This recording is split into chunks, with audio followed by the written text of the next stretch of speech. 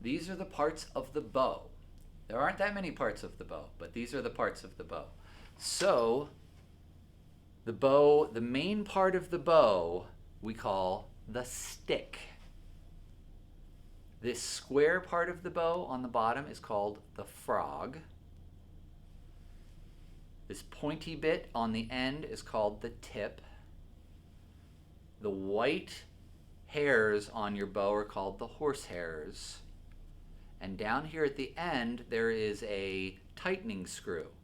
All right, so the tightening screw, when you put your bow away, you want the bow hairs relatively loose so that they're not stretching on the bow all the time. While it's in the case, they're stretching, and it could wear out the hairs and it could bow the bow and make it go all wonky. So you want it loose when it's put away, but you can't play that way. So you hold it by the frog and you tighten, tighten, tighten, and you're gonna see as I do that, the hairs start close to the stick of the bow, and then as I tighten, they get a little bit further away. You don't want to tighten your bow so far that the curve downwards of the stick goes away. You don't want it flat across the top, and you definitely don't want it curving away from the hair.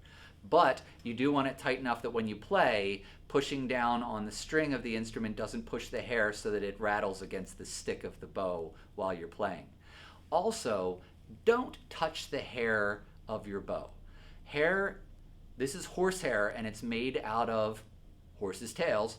So it's the same as your hair. If you don't wash your hair for a long period of time, it gets against your skin and the oil from your skin absorbs into your hair, then your hair gets greasy. And you can just go wash it and then your hair is all fine. But the way the bow works, you have to put sticky rosin on it in order to make it work, which means if you try to wash this hair, it gets all wonky and it doesn't really work well. So if this hair builds up oil over time because you're constantly touching against your bow, you will get a spot that the rosin doesn't stick to. It's a slippy spot and it'll eventually ruin your bow. So please don't touch the hair. If you accidentally grab the hair or you touch against it every once in a while, not that big of a deal. But if you are in the habit of touching your hair on your bow, you will wreck your bow. So please don't touch the hair of your bow. So that's the parts of your bow. Thanks for dropping by.